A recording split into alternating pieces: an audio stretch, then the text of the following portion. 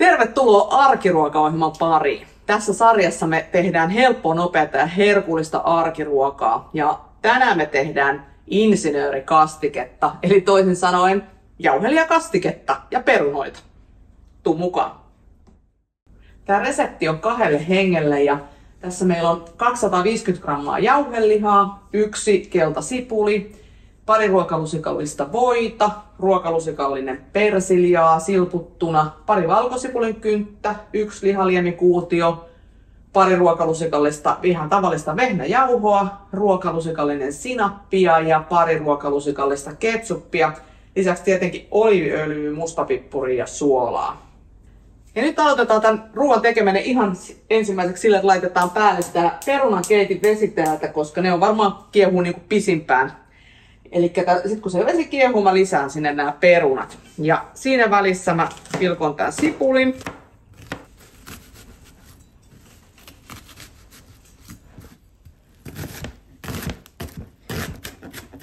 Seuraavaksi pilkotaan sitten valkosipuli. Mä aina rutistan vähän tätä kuorittua valkosipulia näin. Ja sitten mä pilkon veitsellä pieneksi tämän sipuli. Mä laitan tähän perunan keitinveteen vähän suolaa.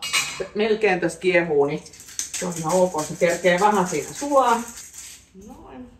Nyt tässä perunan keitinvedessä on suolaa ja se tuossa melkein kiehuu. Pikkusen vajaa kiehuminen, mutta ei se haittaa. Nyt lisätään nämä perunat sinne. Ne alkaa kiehumaan siinä mukavasti. Kansi kiinni, niin hyvä tulee. Sitten aletaan seuraavaksi tekemään tätä kastiketta. Eli mä laitan oliiviöljyä tuohon pannulle. Ehkä tommonen 1 ruokalusikallinen riittää.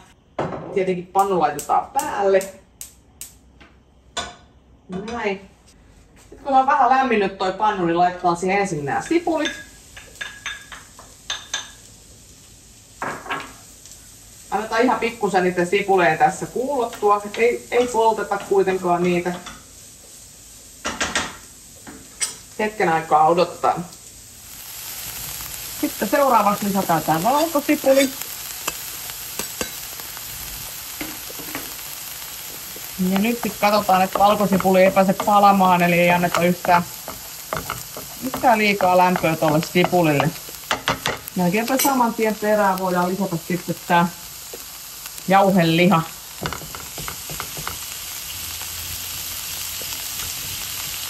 Ja meillä on tässä naudan jauhelihaa, eli antaa jauhelihan sitten pikkasen ruskistua tuossa. Ja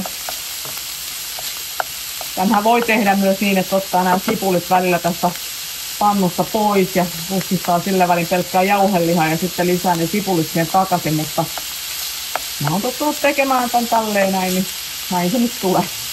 Nyt kun tää jauheliha on tälleen ruskistunut ja mä oon tällä puukauhalla niin kuin pienentänyt tämän tämmöisen pieneksi. Nyt mä sekoitan nämä sipulit sitten tänne sekaan.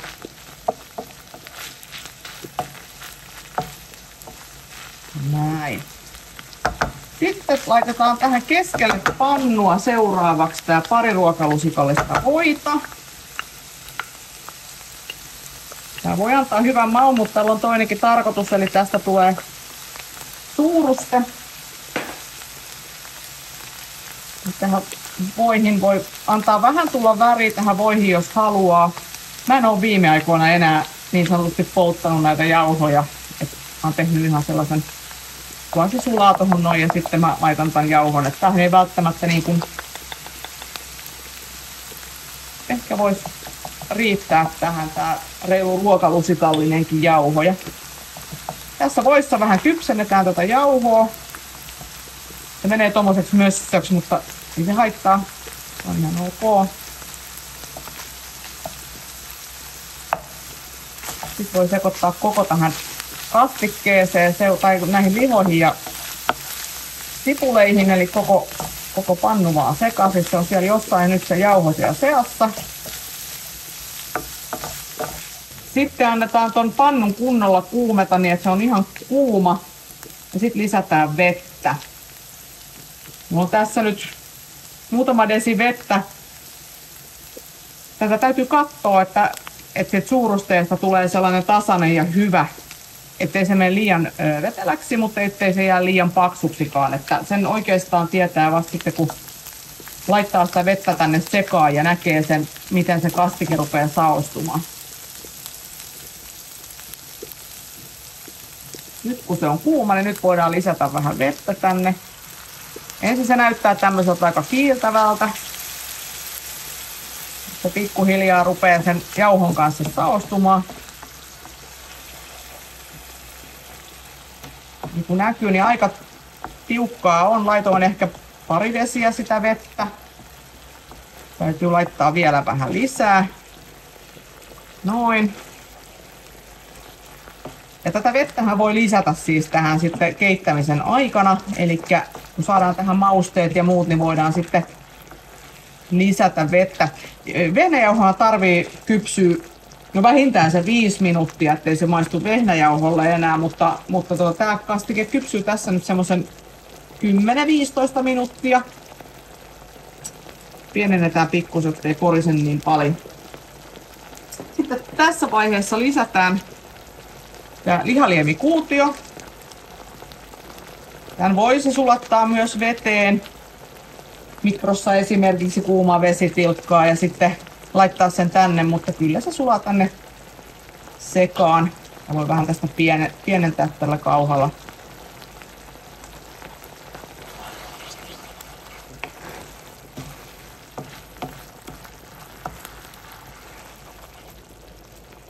Sen jälkeen lisätään ketsuppi. Tässä oli nyt se pari ruokalusikallista.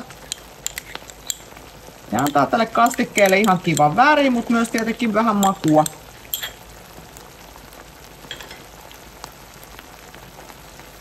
Sitten tulee se ruokalusikallinen suunnilleen sinappia. Mulla on ihan tavallista sinappia.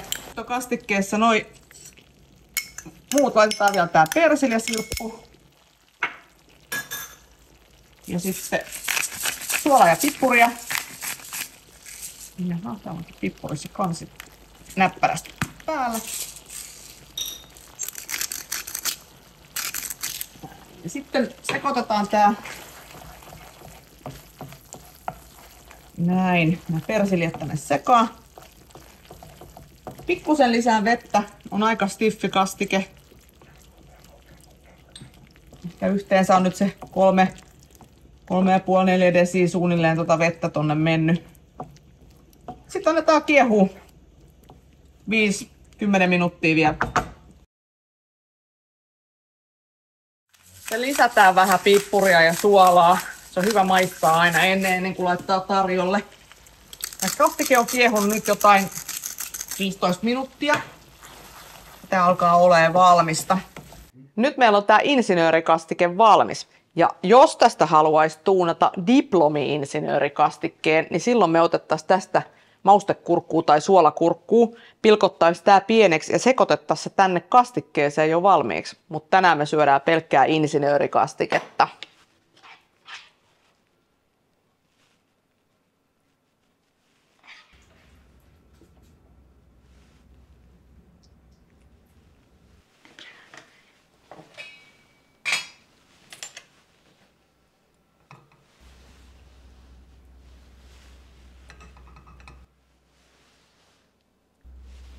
Ja sitten lisukkeeksi laitetaan vielä tästä vähän tätä kurkkua ja punajuurta. Nämä sopii erittäin hyvin tähän tämän kastikkeen seuraksi.